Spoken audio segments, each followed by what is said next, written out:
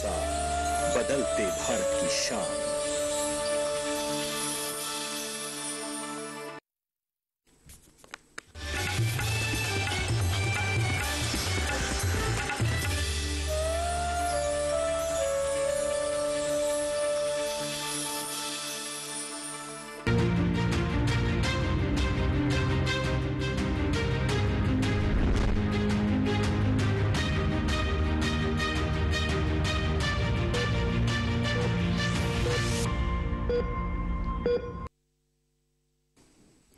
आप सभी का स्वागत है स्वस्थ किसान कार्यक्रम में।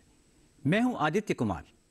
कैंसर की गिनती इंसान को होने वाले सबसे खतरनाक बीमारियों में की जाती है। ये एक ऐसी बीमारी है जो धीरे धीरे शरीर में पनपती रहती है। अगर समय से पता चल गया तो ठीक, वरना मरीज का बचना मुश्किल हो जाता है।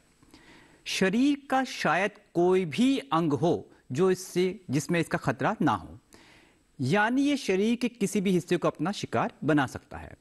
हमारे देश में कैंसर के मरीजों की संख्या लगातार बढ़ती जा रही है, लेकिन ये भी सच है कि इसके इलाज में भी बेहतरी आई है। यही वजह है कि अब पहले के मुकाबले कई ज्यादा लोग ठीक हो पा रहे हैं। स्वस्थ किसान में आज हम कैंसर पर ही बात करने वाले हैं। विषय रहेगा कैंसर रोग के कारण, उपचार और बचाव। अगर आप इस बारे में कुछ पूछना चाहते हैं, समाधान चाहते हैं, तो निसंकोच अभी हमें हमारे इन फोन नंबर्स पे टेलीफोन कर सकते हैं।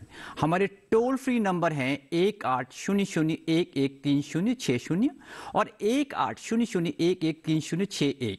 इस फोन पे आपका कोई भी पैसा नहीं लगना है। आज के विषय पर बात करने के लिए हमारे बीच तीन एक्सपर्ट मौजूद हैं।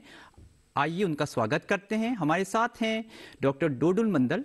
डॉक्टर डोडुल मंडल एसोसिएट प्रोफेसर हैं मैक्स साकेत, नई दिल्ली में। इसके साथ ही आपका बहुत बहुत वेलकम है डॉक्टर डोडुल। और हमारे साथ doctor Isha Kaul. Doctor Isha Kaul associate director हैं मैक्स वैशाली में। आपका भी बहुत बहुत स्वागत है मैडम। Thank you. हमारी तीसरी एक्सपर्ट हैं डॉक्टर मनीषा जाना। आप प्रोफेसर हैं एम्स नई दिल्ली के रेडियो डायग्नोसिस डिपार्टमेंट में। आपका भी बहुत बहुत स्वागत है मैडम। नमस्कार। और बातचीत की शुरुआत करें इससे पहले देखते हैं एक विशेष रिपोर्ट।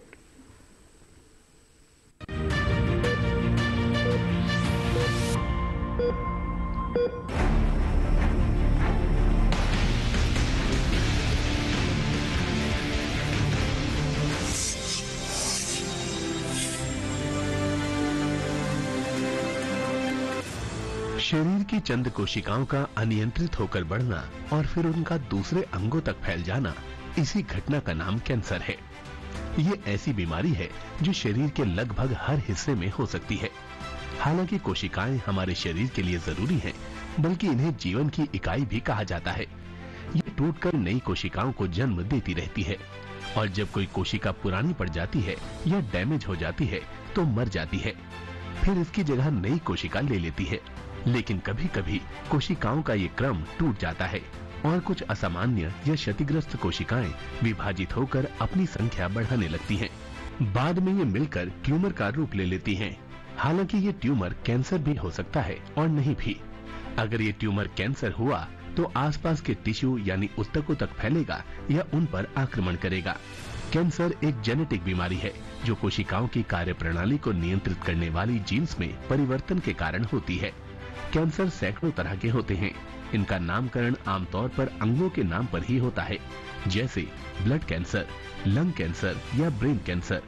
इसके अलावा कोशिका के नाम पर भी इनका नाम रखा जाता है, जैसे एपिथेलियल सेल या स्क्वैमस सेल। एपिथेलियल सेल को उपकला कोशिका, जबकि स्क्वैमस सेल को पट्टक कोशिका या पट्टकी कोशिका कहते हैं।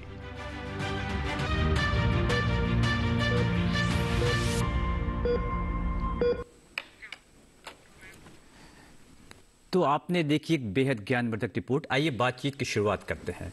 मैं पहला सवाल डॉक्टर डोडुल मंडल आपसे पूछना चाहूंगा। डॉक्टर साहब, कैंसर की बीमारी होती क्या है और अमूमन कितने प्रकार के कैंसर होते हैं?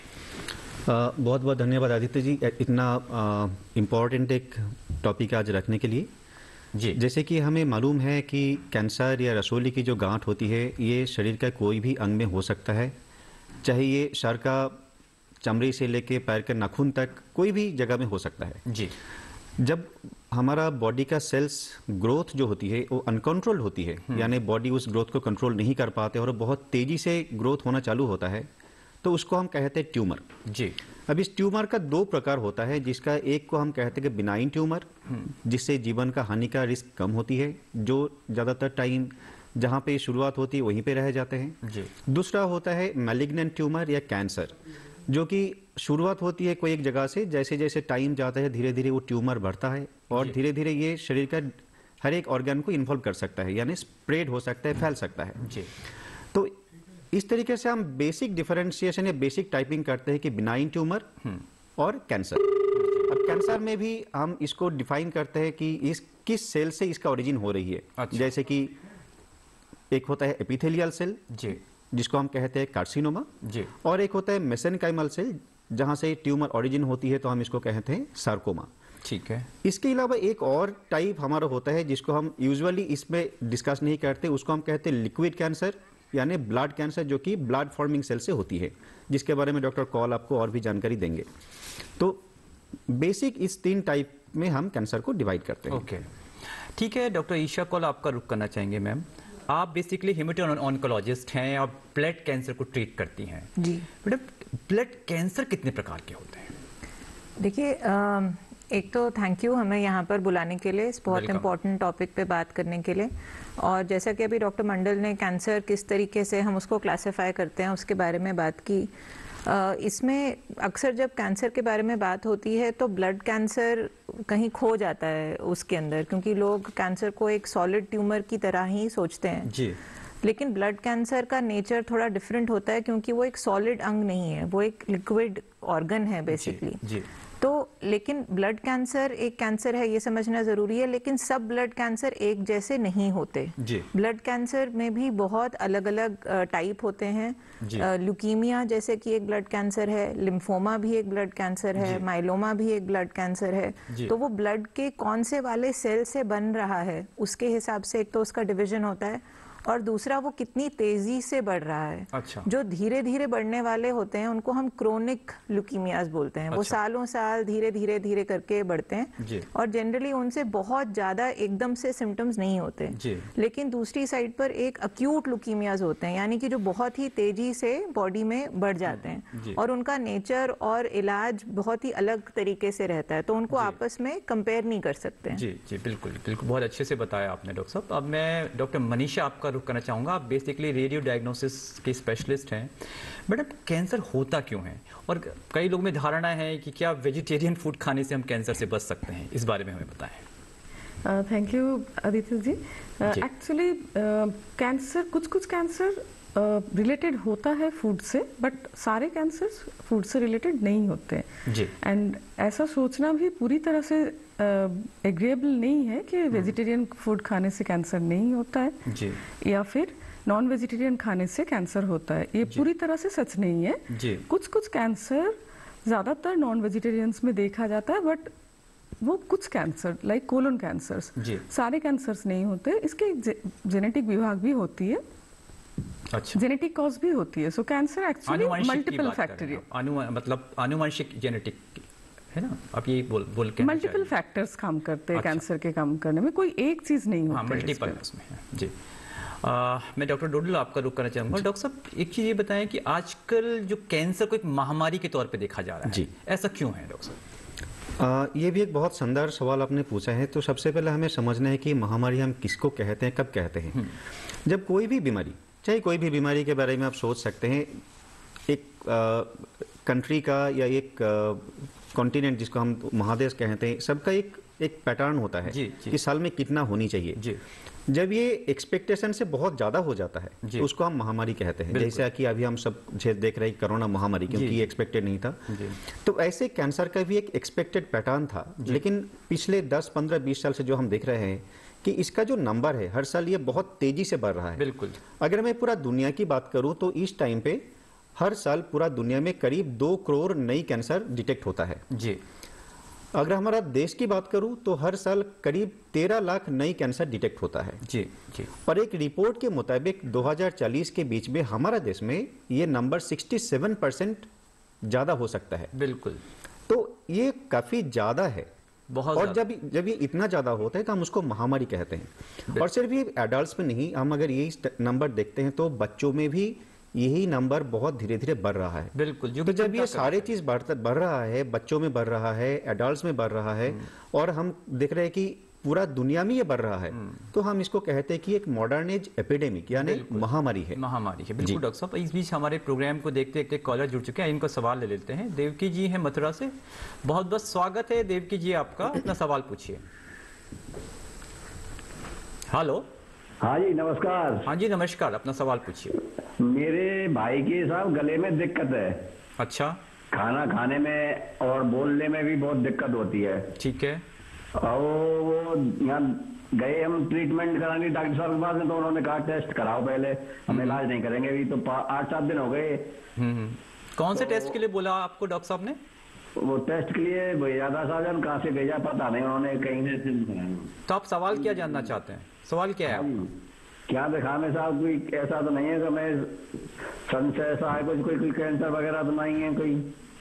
अच्छा, आप लाइन पे बने रहिए, हो सकता है डॉक्टर साहब आपसे सवाल पूछें। डॉक्टर मनीषा, अगर आप जवाब देना चाहें, क्योंकि टेस्ट से रिलेटेड है इसलिए मैंने पूछा, अगर आप जवाब देना चाहें। देवकी जी, हाँ जी। इस पे मैं ये पूछना चाहूंगा कि उनको तकलीफ क्या है और कब से है? ये साहब गले में छाले बताए, छाले डॉक्टर ने, सूजन भी है, छाले वगैरह है।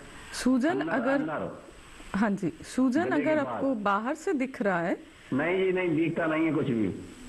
हाँ जी, तो आपको पहले डॉक्टर की रिपोर्ट लेके डॉक्टर से ये पूछना चाहिए कि कोई भी स्कैन कराने की जरूरत है कि नहीं। अगर स्कैन कराने की जरूरत है तो कौन सी जगह की दिक्कत सस्पेक्ट कर रहे हैं आपके डॉक्टर? मैडम शायद ये भी जानना चाह रहे हैं कि इनका जो डॉक्टर ने किसी टेस्ट के लिए बोला है, लेकिन थोड़ा कंफ्यूज है, तो जैसा डॉक्टर कहे इनको डॉक्टर की राय तो मेरे ख्याल में माननी चाहिए। आप बिल्कुल आपको मान लेनी चाहिए। डॉक्टर ने जो भी टेस्ट बोला है वो करा लेना चाहिए। तभी आज ही करा दिया। हाँ, उसमें क्या है?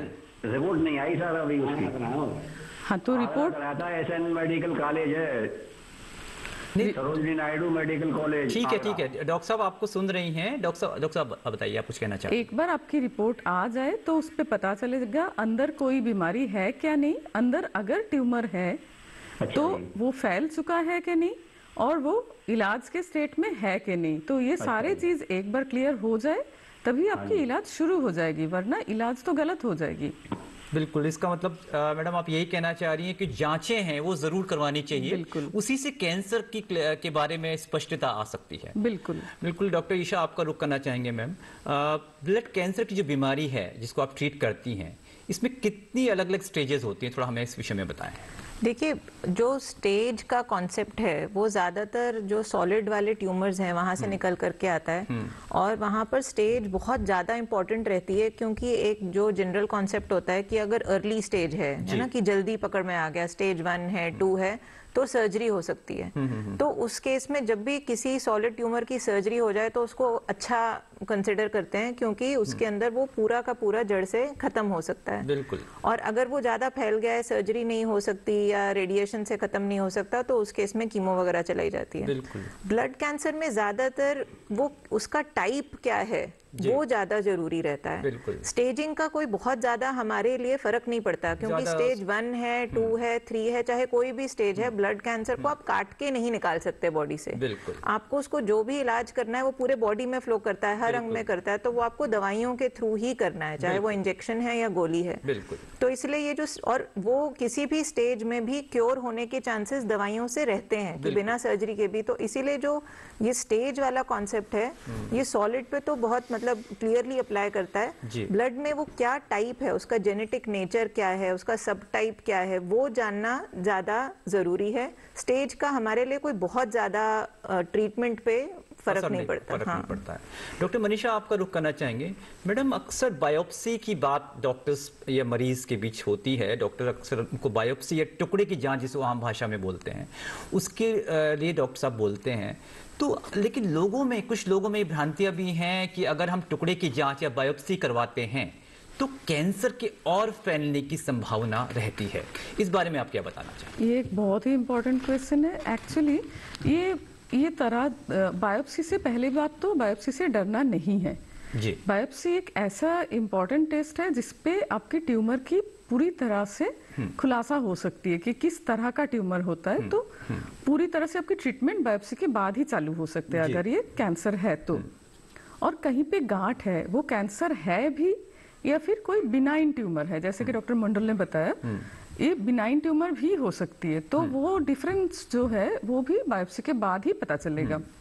तो मैम बायोप्सी से रही बात रही बात जो फैलने की बात, कुछ ट्यूमर में देखा गया है कि बायोप्सी के बाद फैल सकता है, बट वो जनरल रूल नहीं है, सब में नहीं होता है, ज्यादातर में नहीं होता है, ज्यादातर में नहीं होता है। इसमें मैं थोड़ा सा कुछ जोड़ना चाहूंगा जो डॉक्टर जाना कह रहे हैं कि कुछ कैंसर में बायोप्सी के टाइम पे फैल सकता है।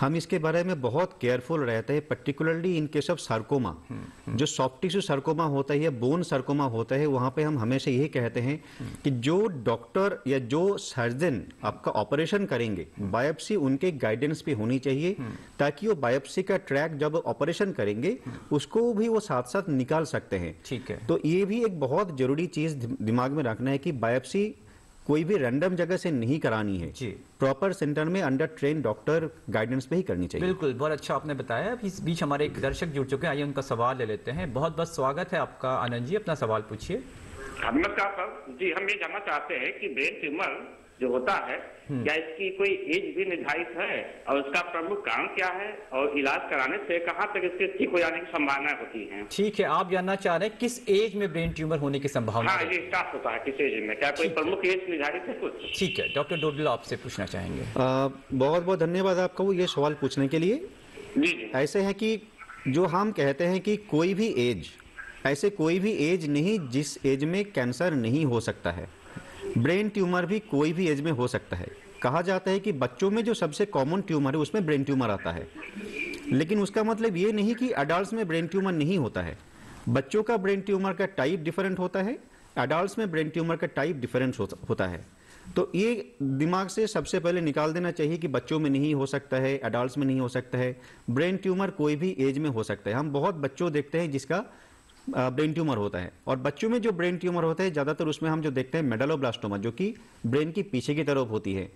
कुछ हाई ग्रेड ग्लायोमास आजकल हम देख रहे हैं जो कि नहीं होनी चाहिए, लेकिन बच्चों में धीरे धीरे उसका भी नंबर बढ़ रहा है।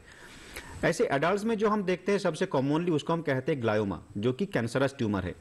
अडल्ट्स में बहुत कुछ बिनाइन ट्यूमर भी हो सकता है जो कि बच्चों में भी हो सकता है। तो कोई भी एज ब्रेन ट्यूमर से इम्यून नहीं है। बिल्कुल जी, बिल्कुल उम्र से कोई रिश्ता नहीं है। नहीं, बिल्कुल कोई रिश्ता नहीं है, किसी उम्र में भी हो सकता है। और वो जो सब कारण पूछना चाह रहे थे, ब्रेन ट्यूमर का बहुत कोई खास कारण अब तक पता नहीं चला। बहुत लोग स्पेकुलेट करते हैं, सोचते रहते हैं कि आज के लिए जो हम मोबाइल वगैरह यूज कर रहे हैं इससे ब्रेन ट्यूमर हो सकता है, लेकिन ये मोबाइल का जो है इलेक्ट्रोमैग्नेटिक, मतलब इसका जो रेडिएशन के नेचर है, इसका भी कोई ठोस सबूत नहीं मिला कि इससे बिल्कुल हो ही सकता है। ज्यादातर टाइम पे बच्चों का जब कोई ट्यूमर्स होता है, अगर फैमिली हिस्ट्री स्ट्रांगली पॉजिटिव होता है तो हम जेनेटिक टेस्टिंग और जेनेटिक काउंसलिंग करवाते हैं। एडल्ट्स में जो ब्रेन ट्यूमर्स होते हैं उसका भी खास कोई रीजन यानी कारण हमें पता नहीं चलता है। बिल्कुल जी। डॉक्टर ईशा आपका रुख करना चाहेंगे। मैडम, आप ब्लड कैंसर की जो वजह है हम वो जानना चाहेंगे। क्या रहन सहन, हमारा जो रहन सहन है रोजमर्रा का, ये खान पान है, उसका भी कोई इसमें योगदान रहता है? देखिए, जो जैसे जैसे टाइम बदल रहा है और हम जिस तरीके से हमारा रहन सहन बदल रहा है तो कारण भी बदल रहे हैं। एक ज़माने में क्या होता था कि जो लोग काम करते हैं, इंडस्ट्री में काम करते हैं, वहाँ पर प्रोटेक्शन वगैरह नहीं होती थी, तो लोग जैसे केमिकल्स के साथ काम कर रहे हैं, कुछ सॉल्वेंट्स के साथ काम कर रहे हैं, पता नहीं था कि इन चीज़ों से कैंसर का रिस्क इंक्रीज हो सकता है या किसी प्रकार की रेडिएशन से इंक्रीज हो सकता है। तो उन चीज़ों से थोड़ा कैंसर, ब्लड कैंसर हुआ।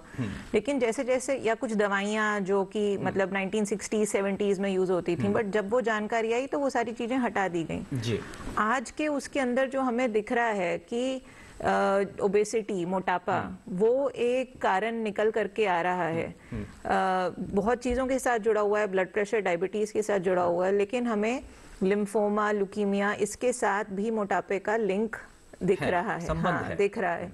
जो स्मोकिंग है, धूम्रपान है, उसका जैसे लंग कैंसर के साथ, ब्लैडर कैंसर के साथ, ये तो बहुत मतलब वेल नोन है, एस्टैब्लिश्ड है कि उनके साथ लिंक है। लेकिन लिम्फोमा जो भी एक तरीके का ब्लड कैंसर है, स्मोकिंग के साथ उसका कनेक्शन भी अब निकल करके आ रहा है। मैम ये अध्ययनों में सामने आ रहा है, हाँ। स्टडीज जितनी आप तो मतलब बहुत सारी चीजें ऐसी हैं जो कि मतलब आपके कंट्रोल में नहीं होती हैं और आपको हो सकता है, लेकिन ये कुछ ऐसी चीजें हैं जो कि कनेक्शंस क्योंकि निकल करके आ रहे हैं जो हमारे मॉडर्न लाइफस्टाइल से रिलेटेड है, जिनके बारे में हम कुछ कर सकते हैं। बाकी बहुत सारी चीजें तो शायद कुछ किस्मत की बात होती है और कुछ शायद अभी हमें नहीं मालूम, लेकिन आने वाले टाइम में और खुलासा होगा कि किन कारणों से हो रहा है और क्या अवॉइड किया जा सकता है। अध्ययन शोध चल रहे हैं, लेकिन कुछ कारण जो हमारे हाथ में हैं हम उनको बदल सकते हैं, इनको मॉडिफाइबल कारण कहते हैं, और जो हमारे हाथ में नहीं है वो तो अब कुछ उसमें हम कर ही नहीं सकते। इस बीच हमारा एक अंतराल का ब्रेक का समय हो गया है, हम छोटा सा ब्रेक लेके अभी लौटते हैं, तब तक हमारे कार्यक्रम में आप बने रहिए।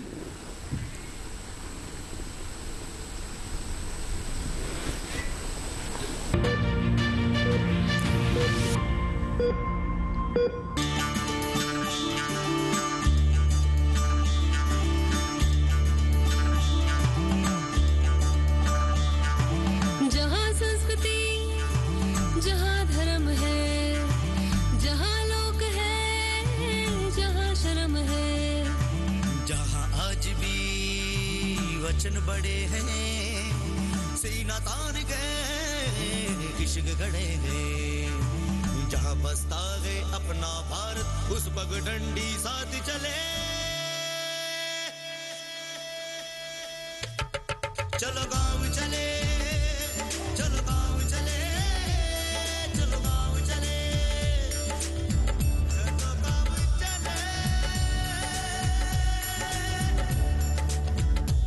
चलो गाँव चले, गाँव चले, चलो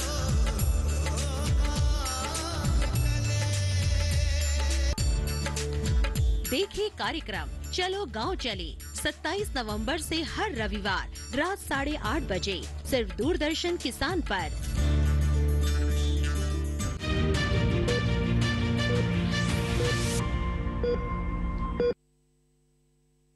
ब्रेक के बाद आप सभी का स्वागत है। डॉक्टर मनीषा, मैं आपका रुख करना चाहूंगा। मैडम, अक्सर हमारे बीच लोगों के बीच ये देखने को मिलता है कि लोग कहते हैं कि सीटी स्कैन या एक्सरे अगर डॉक्टर साहब ने लिखा है तो उसमें काफ़ी रेडिएशन होता है।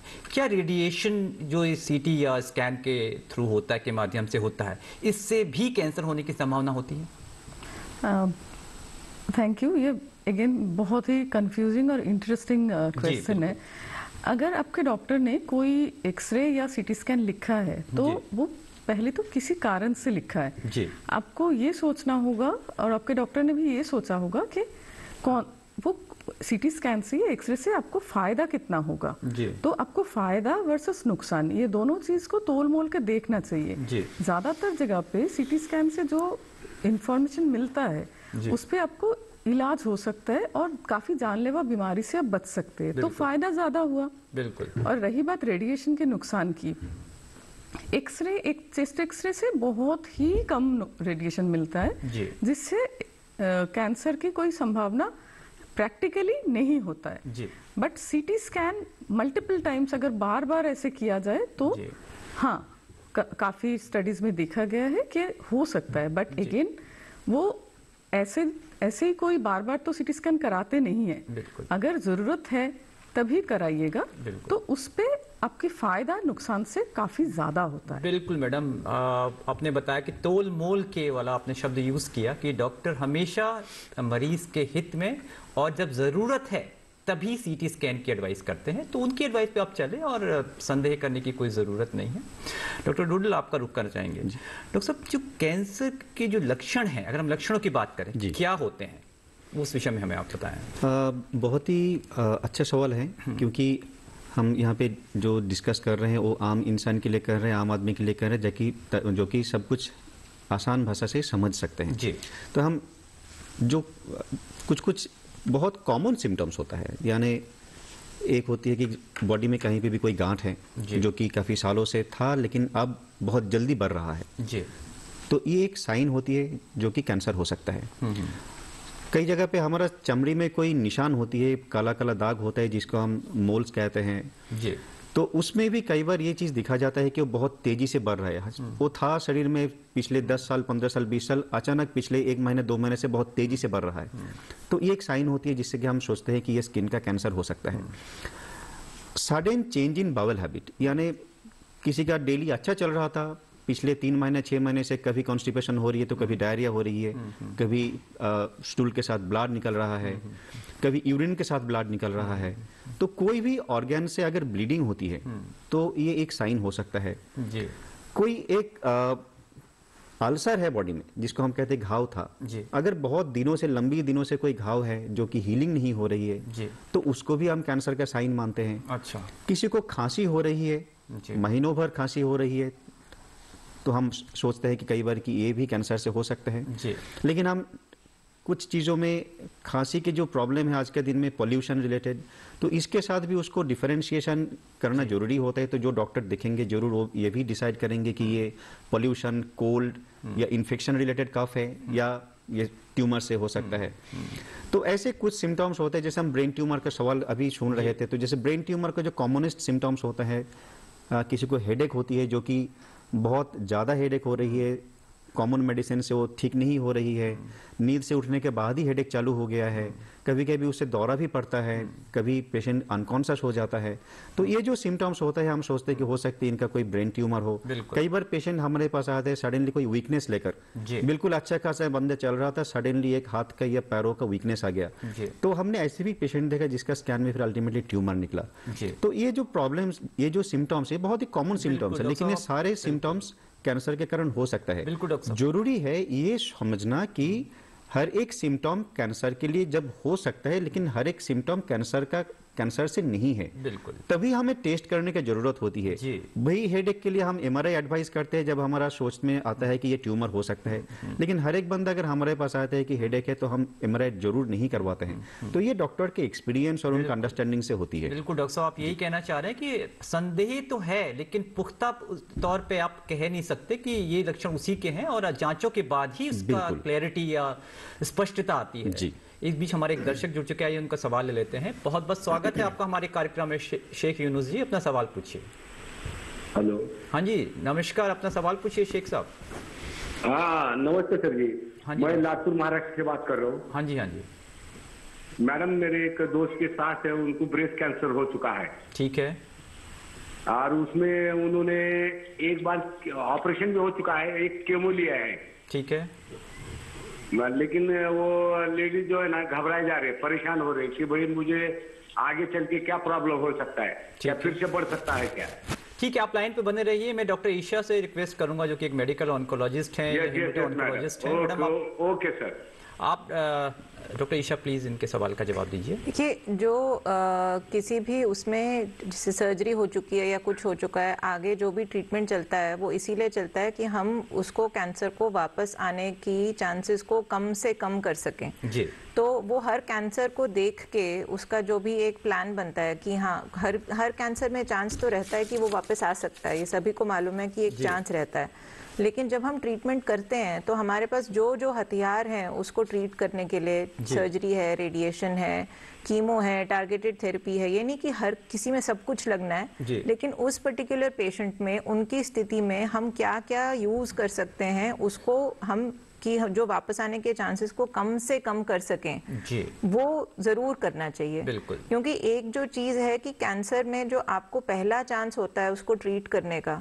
वो जनरली आपका सबसे अच्छा चांस होता है कि आप उसको जड़ से खत्म कर सको। अगर उसका इलाज बीच में आधा छूट गया, जितना पूरा होना चाहिए वो नहीं हो पाया, तो वैसे में वापस आने के चांसेस ज्यादा हो जाते हैं। तो इसलिए पहले चांस में जो भी किया जा सकता है वो करना चाहिए ताकि वापस आने के चांस को हम कम से कम कर सकें। बिल्कुल, बिल्कुल। समय का बहुत इंपॉर्टेंस है, बहुत महत्व है। अगर समय पे किया जाए तो कैंसर जैसी बीमारी को भी रोका जा सकता है या नियंत्रित किया जा सकता है। डॉक्टर ईशा, अगला सवाल आपके लिए ही ईमेल के थ्रू आया है। ये हैं डॉक्टर कपिल हैं दिल्ली से। ये जानना चाहते हैं कि इनके मामा को ब्लड कैंसर की प्रॉब्लम है और तो क्या इनको भी ब्लड कैंसर होने की संभावना है, क्योंकि इनके प्लेटलेट काउंट्स थोड़ा कम रहते हैं और जब ये स्मेयर करवाते हैं तो नॉर्मल प्लेटलेट काउंट्स आते हैं और थोड़ा इम्यूनिटी लेवल भी कम है। जो इनका सवाल है उसमें दो बहुत इम्पोर्टेंट आगे के दो सवाल जुड़े हुए हैं। एक ये है कि अगर फैमिली में किसी एक इंसान को ब्लड कैंसर डायग्नोज होता है तो क्या उनके जो रिलेटिव हैं फर्स्ट डिग्री सेकंड डिग्री उनके चांसेस इंक्रीज्ड हैं। देखिए इसका आंसर अगर हम मोटे मोटे तौर पे देखें तो 90% ऑफ द टाइम्स एक इंसान को अगर फैमिली में डिटेक्ट होता है तो उसका किसी और फैमिली जो ब्लड रिलेटिव है उस पर कोई इम्पैक्ट नहीं है, वो जस्ट एक चांस की बात है। लेकिन 10% जो कैंसर्स होते हैं जिनको हम बोलते हैं जर्म लाइन की, मतलब वहां पर जो मूल सीड है जहां से वो चल रहे हैं, जो उनका जेनेटिक वो है, उसके अंदर रिस्क इंक्रीज्ड है। तो ये कैंसर के अलग अलग सब टाइप में थोड़ा थोड़ा इंक्रीज्ड रहता है। जैसे CLL एक ब्लड कैंसर है तो ऐसा नहीं है कि फैमिली में किसी को CLL हो गया तो सभी को होगा, लेकिन अगर CLL होने के चांस लाख में 1 हैं तो ये हो सकता है कि उस फैमिली में लाख में 2 हो, कि मतलब स्लाइटली इंक्रीज्ड रिस्क हो। जहां तक प्लेटलेट का सवाल है, प्लेटलेट का जो इशू है वो एक बहुत कॉमन, उसके बारे में इतनी सारी मिसकंसेप्शंस हैं कि आई थिंक हमें एक पूरा प्रोग्राम अलग से प्लेटलेट पे भी कर लें तब भी वो होगा। देखिए कि जो प्लेटलेट काउंट है वो सबसे पहले प्लेटलेट काउंट जब तक मशीन का जो काउंट है उसके ऊपर कोई भी मेजर एक्शन नहीं लिया जाना चाहिए, क्योंकि इसके पीछे बहुत सारे टेक्निकल कारण हैं कि वो काउंट सिचुएशन के हिसाब से रिलायबल क्यों नहीं हो सकता।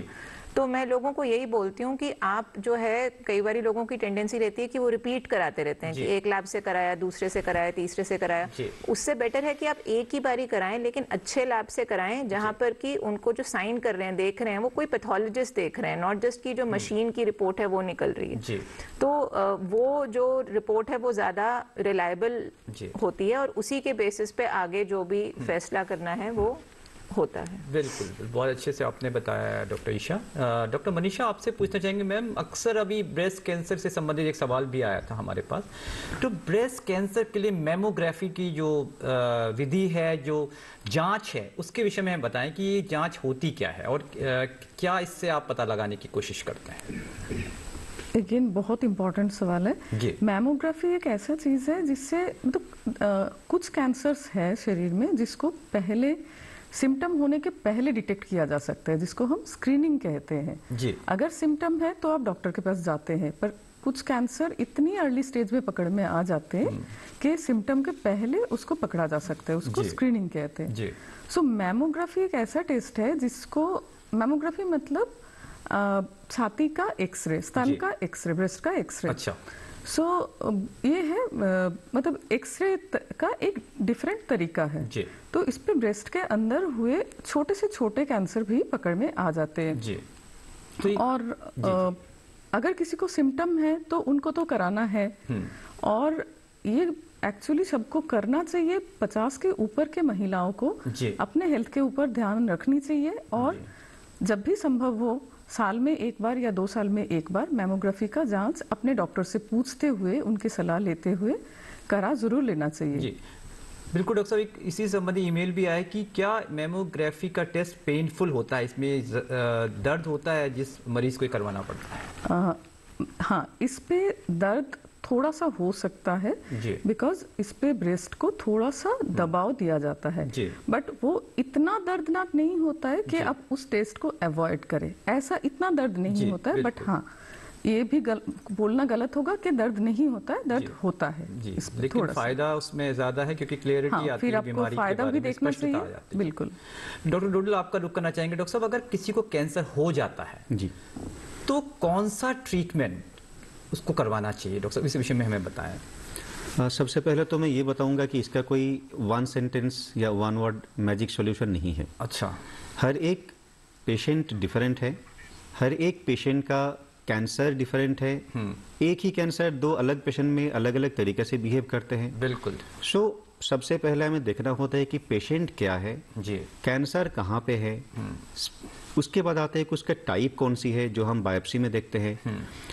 फिर हम देखते हैं उसका स्टेज क्या है, जो हम मल्टीपल स्टडीज करते हैं, जैसे हम कभी सीटी स्कैन करते हैं, कभी एमआरआई करते हैं, कभी पेट सीटी स्कैन करते हैं, तो इतना सारे स्टडीज के बाद हम डिसाइड करते हैं कि एक पर्टिकुलर पेशेंट का कैंसर क्या टाइप है, क्या स्टेज है, उसके बाद हम डिसाइड करते हैं कि क्या क्या ट्रीटमेंट ऑप्शंस है। बिल्कुल। लेकिन अगर हम एकदम ऑप्शंस पूछना चाहते हैं कि कैंसर में क्या क्या ट्रीटमेंट अवेलेबल है, तो 3-4 ही ट्रीटमेंट है जो कि कोई भी कैंसर में यूज करते हैं, जैसे कि सर्जरी यानी ऑपरेशन, दूसरा रेडिएशन, तीसरा कीमोथेरेपी या सिस्टेमिक थेरेपी, जिसके अंदर हम आज के दिन में केमोथेरेपी, टारगेटेड थेरेपी, इम्यूनोथेरेपी, ये सारी चीज बताते हैं।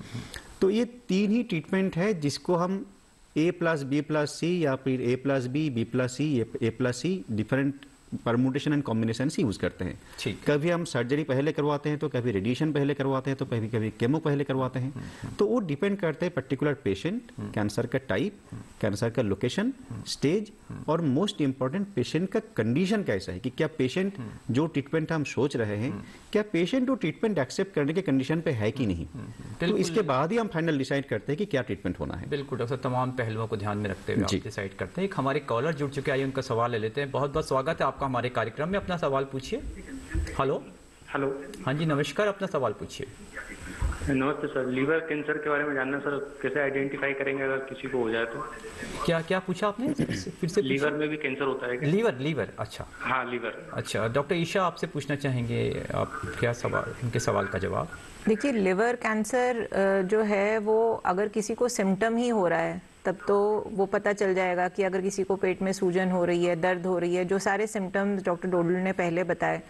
लेकिन जो लिवर कैंसर स्पेशली है कि अगर किसी को पहले से मालूम है कि लिवर की बीमारी है, स्पेशली जैसे हेपेटाइटिस, जिसको वायरल हेपेटाइटिस बोलते हैं, हेपेटाइटिस बी है, हेपेटाइटिस सी है, उस सिचुएशन में स्क्रीनिंग बहुत ज़रूरी है, क्योंकि उन लोगों के अंदर जिनको पहले से मालूम है कि लिवर की कोई समस्या है, आगे चल के कैंसर बनने की संभावनाएं बढ़ी हुई होती हैं। तो इसलिए चाहे वो ठीक भी हैं, तब भी उनको टाइम टू टाइम जो भी उनका एक शेड्यूल बनाया जाता है, जो भी उनके डॉक्टर बनाएंगे उसके हिसाब से अल्ट्रासाउंड टाइम टू टाइम करना, देखने के लिए कि कोई अर्ली उसके अंदर कैंसरस ग्रोथ तो नहीं हो रही है। और ब्लड का एक टेस्ट होता है अल्फा फीटोप्रोटीन, वो स्क्रीन करके हम बहुत जल्दी पकड़ सकते हैं कि हाँ, इसमें लिवर कैंसर की थोड़ी थोड़ी शुरुआत होनी शुरू हुई है, तो आप जल्द से जल्द उसको सिम्टम आने से पहले ट्रीट करके खत्म कर दें। अगर लिवर कैंसर उस स्टेज पर चला गया है कि उससे बहुत सिम्टम हो रहा है कि लिवर फेल हो रहा है या पेट में पानी भर रहा है, तो उसको मतलब ट्रीट तो किया जाता है, लेकिन उतना अच्छा रिस्पॉन्स नहीं आता। जी बिल्कुल। डॉक्टर मनीषा, आपका रुख करना चाहेंगे। मैडम, कैंसर, किस तरह के कैंसर में स्क्रीनिंग की जरूरत पड़ती है और स्क्रीनिंग होती किस प्रकार है, थोड़ा हमें इस विषय में बताएं। स्क्रीनिंग, जैसे कि अभी तक के डिस्कशन में जो पता चला, स्क्रीनिंग ऐसा होता है कि सिम्टम आने के पहले स्क्रीनिंग करना होता है, ताकि हम कैंसर को थोड़ी अर्ली स्टेज में जल्दी में पकड़ सकते हैं, ताकि उसको क्योर किया जा सकता है या बेहतर इलाज किया जा सकता है। तो कुछ कुछ कैंसर में स्क्रीनिंग के डिफरेंट टेस्ट ऑलरेडी सब सारे जगह पे एस्टेब्लिश्ड है। जैसे कि अभी मैमोग्राफी की बात हमने की है, मैमोग्राफी से देखा गया है कि ब्रेस्ट कैंसर से जो मृत्यु होता है, जो मॉर्टेलिटी होती है, वो कम हो जाती है काफी। तो वो एक टेस्ट हो गया। जैसे कि अभी डॉक्टर कॉल ने बताया, अल्फा फीटोप्रोटीन, वो एक खून की टेस्ट होती है, एक ब्लड टेस्ट होती है, वो भी एक तरह की स्क्रीनिंग हुई। प्रोस्टेट के कैंसर की भी ऐसी होता है, प्रोस्टेट स्पेसिफिक एंटीजन, वो भी ब्लड के टेस्ट से पता चलता है। ये सारे स्क्रीनिंग हुए। लंग कैंसर की भी स्क्रीनिंग का रोल है। फिर आपके कोलोन कैंसर में कोलोनोस्कोपी पहले करनी चाहिए। और ये स्क्रीनिंग टेस्ट ऐसा होता है कि आपको एक बार नहीं, मतलब जैसे एक साल में एक बार करानी चाहिए। जो भी आपको डॉक्टर सजेस्ट करेंगे, उसके शेड्यूल्ड प्रोटोकॉल है, उस हिसाब से करानी चाहिए, ताकि कैंसर हो भी तो आपको जल्द से जल्द पता चल जाए। बिल्कुल आदित्य जी, इसमें मैं एक चीज और जोड़ना चाहूंगा। जब स्क्रीनिंग की बात आती है तो 2-3 चीजें हमें दिमाग में रखना है। एक है, स्क्रीनिंग की एक एज होती है। हर एक पेशेंट को या कोई भी इंसान काला कि हमें कहे कि हमें स्क्रीनिंग करना है तो हम सबको नहीं करवाते हैं। स्क्रीनिंग की एक गाइडलाइन होती है, कुछ अमेरिकन गाइडलाइंस है, जिसके हिसाब से एक पर्टिकुलर एज और कुछ रिस्क फैक्टर्स हम देखते हैं। अगर उस बंदे में कोई हाई रिस्क फैक्टर्स है तो फिर हम स्क्रीनिंग की रिकमेंडेशन करते हैं। बिल्कुल। एक बहुत इंपॉर्टेंट और कॉमन कैंसर के स्क्रीनिंग के बारे में हमें सबको ध्यान देना चाहिए, जो है सर्वाइकल कैंसर, यानी जो फीमेल्स में होती है, पूछना चाहता आपसे, जिसको हम कहते हैं कि बच्चादानी का मुंह का कैंसर जो हम कहते हैं, तो इसके बारे में भी हम चर्चा करना चाहेंगे। बिल्कुल डॉक्टर साहब, बहुत अच्छा विषय है ये भी। और अब हमारे अंतराल का ये ब्रेक का समय हो गया है, छोटे से ब्रेक से लौटते हैं, तब तक हमारे कार्यक्रम में आप बने रहिए।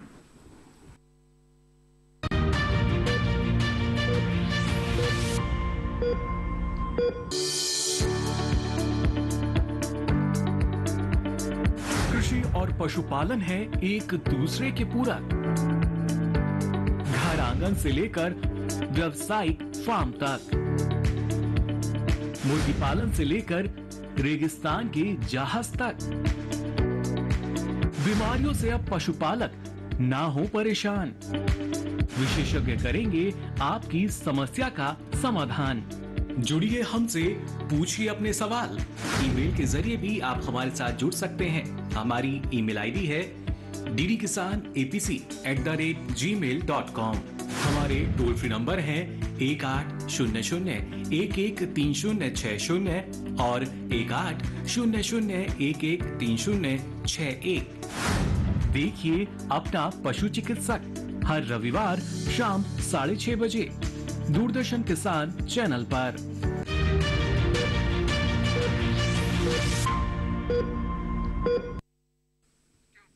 ब्रेक के बाद आप सभी का स्वागत है। डॉक्टर डुदल, आपका रुख करना चाहेंगे। डॉक्टर साहब, आजकल इम्यूनोथेरेपी या प्रोटोन थेरेपी की बात काफ़ी सुनने में आती है, कितनी इफेक्टिव है, कितनी असरदार है डॉक्टर साहब ये थेरेपी?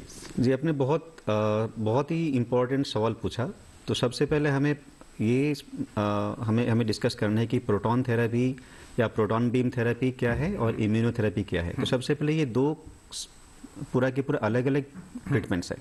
प्रोटॉन बीम थेरेपी जो है वो एक तरीका का रेडिएशन ट्रीटमेंट है। बिल्कुल, जैसे हम सुनते आ रहे हैं कि बहुत सालों से जो कैंसर का इलाज हो रहा है वो रेडिएशन से होती है। जी, करीब 100 साल, 120 या 100, मतलब 120 साल से ये जो कैंसर का इलाज चल रहा है, पहले ऑपरेशन से, उसके बाद रेडिएशन से। बिल्कुल। अब इस रेडिएशन का बहुत डेवलपमेंट्स हुई हैं। एकदम शुरू में जो होता है रेडिएशन का सीड्स होता था, जो कि 100 साल पहले यूज होता था। जी। धीरे धीरे फिर रेडिएशन की मशीन चालू हुई। जी। लेस डेवलप्ड मशीन, फिर more advanced machine.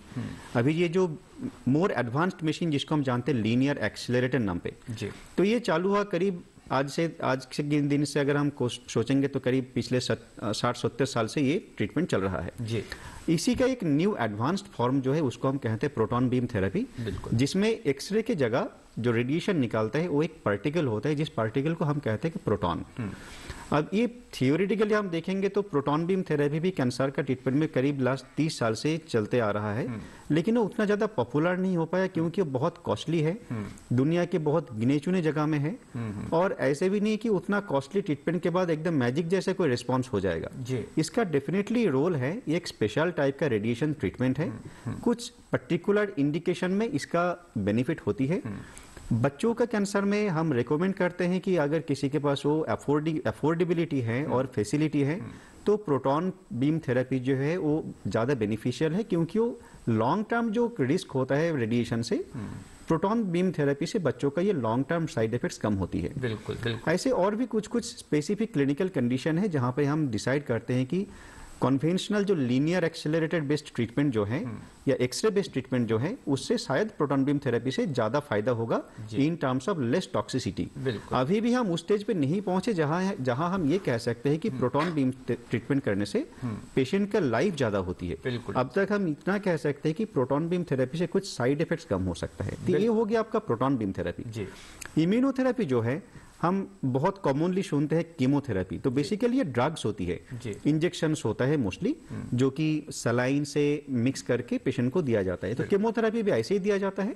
Immunotherapy, targeted therapy, वो भी ऐसे ही दिया जाता है। कुछ मेडिसिन होते हैं जो कि कैप्सूल फॉर्म या टैबलेट फॉर्म में आता है। मैक्सिमम इम्यूनोथेरेपी जो हम डिस्कस करते हैं, दे आर इंजेक्शंस, मेडिसिन जो पेशेंट के शरीर में नासोसित दी जाती है। इसका मैकेनिज्म जो होता है वो थोड़ा सा डिफरेंट होता है। इम्यूनोथेरेपी नाम आया है इम्यूनिटी सिस्टम से, क्योंकि ये जो मेडिसिन है ये एक इंसान का अपना इम्यूनिटी सिस्टम को यूटिलाइज करता है to fight against the cancer cells. So that is the difference. Chemotherapy में क्या होता है, the drug itself acts against the cancer cell. Immunotherapy में दैट मेडिसिन जो मेडिसिन है वो हमारा इम्यून सिस्टम को बूस्ट करता है और हमारा अपना इम्यून सिस्टम जो टी सेल्स होता है वो जाके कैंसर के सेल्स के अगेंस्ट में फाइट करके उसको डिस्ट्रॉय करता है। डॉक्टर साहब की हमारी इम्यूनिटी को बढ़ाता है और वो ही कैंसर नहीं, हम ये नहीं कहेंगे कि इम्यूनिटी बढ़ाता है, इम्यूनिटी बढ़ाना एक दूसरा चीज है। बूस्ट ये हमारा इम्यूनिटी सिस्टम को स्ट्रॉन्ग करता है अगेंस्ट फाइटिंग कैंसर सेल्स और कुछ नहीं। ये नहीं कि हमारा इम्यूनिटी कोई इन्फेक्शन के अगेंस्ट में बढ़ा दे या ऐसे कुछ करे।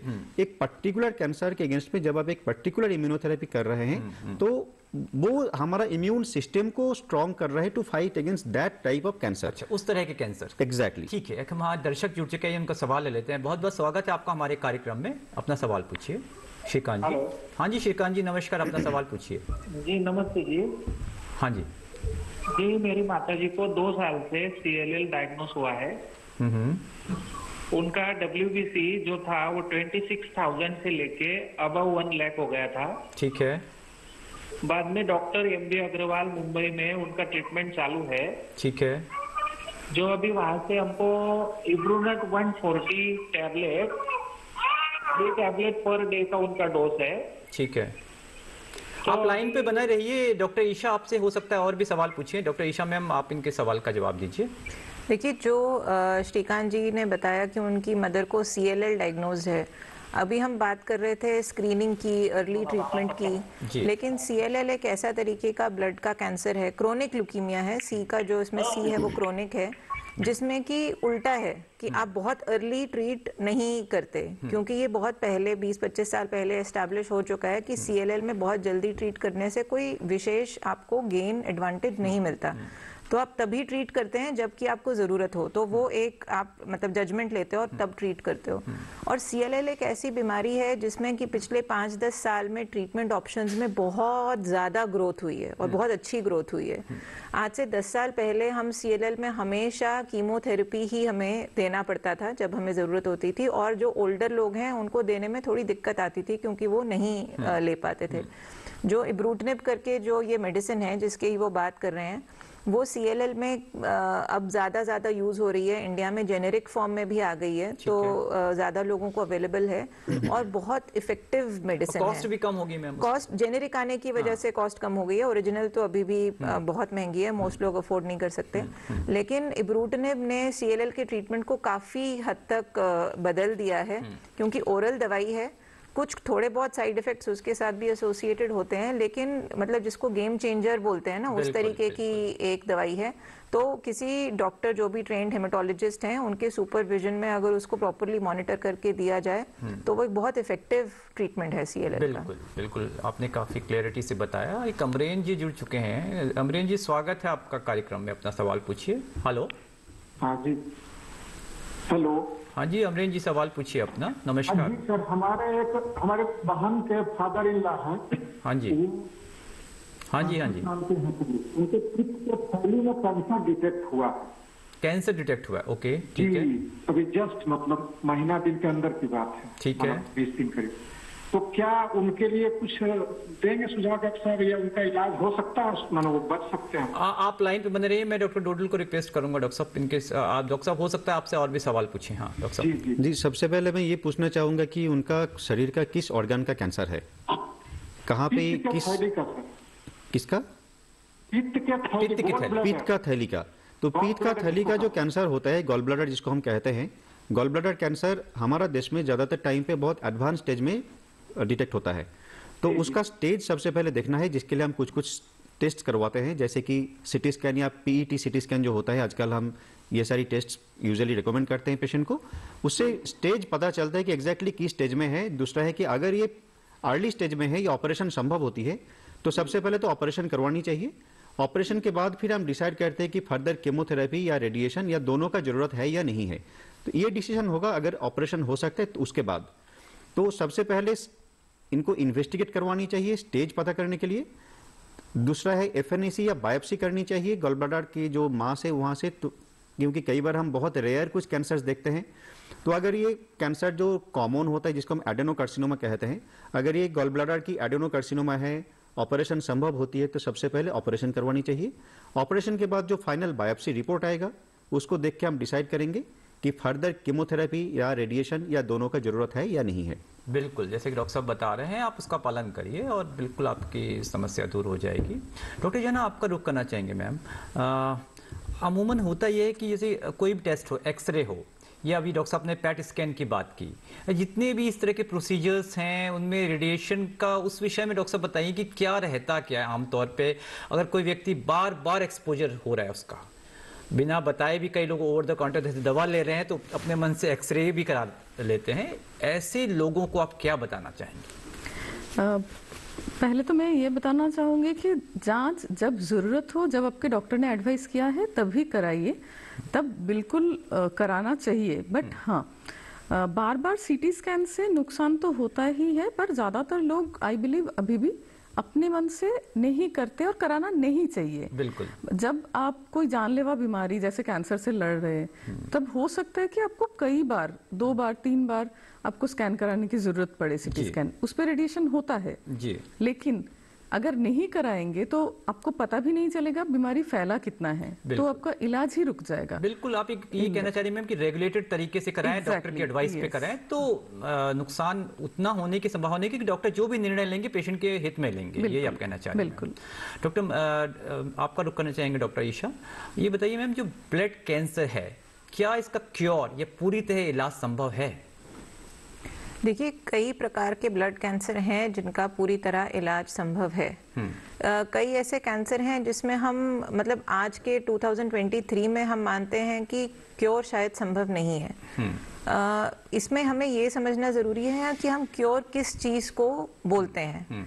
क्योर का जो एक साइंटिफिक भाषा है कि आपने एक फाइनाइट, मतलब एक आपने निर्धारित टाइम के लिए ट्रीटमेंट दिया, फिर आपने ट्रीटमेंट बंद कर दिया, और जब आपने ट्रीटमेंट बंद किया उसके बाद बीमारी वापस नहीं आई, तो उस तरीके से देखा जाए तो क्योर संभव है, लेकिन हर किसी का संभव नहीं है। लेकिन जो दूसरी चीज है जो कि क्योर यानी कि ऑपरेशनल, मतलब कि वो बीमारी इतनी कंट्रोल में है कि वो आपको डे टू डे लाइफ को अफेक्ट नहीं कर रही, जिसको हम बोलते हैं ऑपरेशनल क्योर, कि वो बीमारी शायद जड़ से नहीं गई है, शायद कभी वापस आए, लेकिन आपको डे टू डे अपना आप नॉर्मल लाइफ 90% 80% जी पा रहे हो। तो इसीलिए क्योर संभव है, हर में संभव नहीं है, लेकिन इफेक्टिव कंट्रोल या ऑपरेशनल क्योर बहुत सब में संभव है। जैसे जो अक्यूट लुकीमिया है वो ज्यादातर बच्चों में स्पेशली बहुत अच्छा क्योर रेट है सिर्फ कीमोथेरेपी से। अगर उसको बिल्कुल स्ट्रिक्टली किया जाए तो 80-90% तक जो छोटे बच्चों में वो बिल्कुल ठीक हो जाता है, लेकिन बिल्कुल उसको एक डिसिप्लिन तरीके से पूरे ट्रीटमेंट को फॉलो करना रहता है। बड़ों में लुकीमिया में ज्यादातर बोन मैरो ट्रांसप्लांट करके एक विधि होती है, वो यूज करना पड़ता है उसको क्योर करने के लिए। एक उम्र के बाद बोन मैरो ट्रांसप्लांट या जो कीमो एक लेवल की हाई कीमो लोग नहीं टॉलरेट कर सकते, तो वहां पर क्योर नहीं हम टारगेट करते, लेकिन हम इफेक्टिव कंट्रोल टारगेट करते हैं। डॉक्टर डोडल, आपका रुख करना चाहेंगे। डॉक्टर साहब, अगर हम थोड़ा वैक्सीन की बात करें, अगर प्रिवेंशन की बात करें, बचाव की बात करें, क्योंकि अगर बीमारी ना हो तो वो और सबसे बेहतर होगा, ना केवल हमारे डॉक्टरों के लिहाज से बल्कि मरीज के लिहाज से भी। तो डॉक्टर साहब, किस तरीके से कैंसर को रोका जा सकता है या प्रिवेंट किया जा सकता है? कौन से ऐसे वैक्सीनेशंस हैं जिनसे हम कुछ तरह के कैंसरों से बच सकते हैं? जी, बहुत ही अच्छा सवाल है। आपका सवाल जो है वो कैंसर रोकने के लिए जी। तो वैक्सीन के बारे में बात करने से पहले मैं 2-4 शब्द बोलना चाहूँगा कि कैंसर रोकने के लिए सबसे आसान तरीका क्या है। ये दिखाया गया कि हमारा देश में जो कैंसर होती है उसका 60-70% कैंसर जो है वो प्रिवेंटेबल है। क्योंकि वो या तो फिर कोई इन्फेक्शन से हो रही है, जैसे मैंने सर्वाइकल कैंसर की बात कर रहा था। तो सर्वाइकल कैंसर जो होता है, जो औरत में होती है, 95% केस में ये एक ह्यूमन पैपिलोमा वायरस इन्फेक्शन से होती है, जो HPV वायरस, जो कि प्रिवेंटेबल है। दूसरा है जो हमारा देश में अगर देखेंगे, स्मोकिंग, टोबैको, पान, गुटखा, बहुत एडवर्टाइजमेंट में चलती है आजकल, पान मछली ये सब लेके, इसका यूज बहुत होती है। तो जो हेड नेक कैंसर होता है, जो कि हमारा देश में मेल में जो सबसे कॉमन है, तो ये हेड नेक कैंसर, अगर आप इसको दोनों को जोड़ देंगे एक साथ, तो ये लंग कैंसर भी अगर इसमें आप जोड़ देंगे तो ये 3 चीज जो है स्मोकिंग रिलेटेड, टोबैको रिलेटेड और इन्फेक्शन, तो इसी से हमारा कंट्री का 60% कैंसर होता है, जो कि प्रिवेंट हम कर सकते हैं। तो सबसे पहले कि बैड हैबिट्स बंद करनी है, स्मोकिंग रोकनी चाहिए, टोबैको यूज बंद होनी चाहिए, उसके लिए गवर्नमेंट लॉज और भी ज्यादा स्ट्रिक्ट होनी चाहिए। और थर्ड जो हम बात कर रहे हैं सर्वाइकल कैंसर जो कि ह्यूमन पैपिलोमा वायरस से होती है, उसकी वैक्सीनेशन होनी चाहिए। तो अभी भी जब हम कैंसर वैक्सीन की बात करते हैं तो मोस्टली हम सर्वाइकल कैंसर की ही बात करते हैं। इसको छोड़ के एक और कैंसर भी है जो कि वैक्सीन से प्रिवेंट हो सकते हैं, जो है लिवर कैंसर। वर्ल्ड वाइड सबसे ज्यादा लिवर कैंसर जो होता है वो होता है हेपेटाइटिस बी वायरस इन्फेक्शन से। डॉक्टर उसका भी वैक्सीन तो हेपेटाइटिस बी वायरस का वैक्सीन अवेलेबल है, जो हमारा हिसाब से आज के दिन में सबको लेना चाहिए, जिससे आप hepatitis be related liver cancer prevent कर सकते हैं। ये ध्यान रखना जरूरी है कि हेपेटाइटिस बी रिलेटेड वैक्सीन जो है उसको और कोई प्रोटेक्शन वो नहीं दे सकता है, जैसे हेपेटाइटिस सी के अगेंस्ट उसका कोई प्रोटेक्शन नहीं है। इंडिया में एक स्टडी में देखा गया था कि rather than hepatitis B 20-30% liver cancer हमारा होता है फैटी लिवर से, जिसका कारण है बहुत ज्यादा ऑयल कंजम्पशन, खाने में भर भर के तेल, घी, मक्खन, चर्बी। तो इसको अगर रोकेंगे तो जो नॉन अल्कोहलिक स्टीयाटोहेपेटाइटिस हम इसको कहते हैं, ये रोक सकते हैं, इससे भी कैंसर का प्रिवेंशन हो सकता है। काफी अच्छा तो एक है vaccine against hepatitis B, vaccine against cervical cancer जो ह्यूमन पैपिलोमा वायरस के अगेंस्ट में है, इसका भी 2-3 डिफरेंट वैक्सीन अवेलेबल है। और एक है reducing fat, reducing alcohol in diet, stopping smoking, stopping tobacco use, stopping पान मसाला, तो इससे ही मैक्सिमम कैंसर प्रिवेंट हो सकता है। बिल्कुल डॉक्टर साहब, बहुत अच्छे से आपने बताया। हमारे कार्यक्रम का समय लगभग समाप्त हो चुका है और आज की चर्चा इतनी ज़्यादा रोचक रही कि हमें तो और बातचीत करने का मन है, लेकिन समय की एक सीमा है। और हम उम्मीद करते हैं कि दर्शक आपकी दी गई सलाह से लाभान्वित होंगे। डॉक्टर साहब, आप तीनों का बहुत बहुत शुक्रिया। अगर आपका कोई सुझाव हो दर्शकों तो आप हमें लिख भी सकते हैं या ईमेल भी कर सकते हैं। हमारा पता है डीडी किसान, कमरा नंबर 38, केंद्रीय कार्यक्रम निर्माण केंद्र, दूरदर्शन, खेलगांव, नई दिल्ली 110049।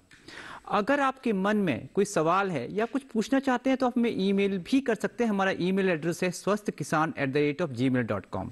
आज के लिए बस इतना ही। अगले हफ्ते आपसे फिर मुलाकात होगी, तब तक आप स्वस्थ रहें और मंगल रहें। नमस्कार।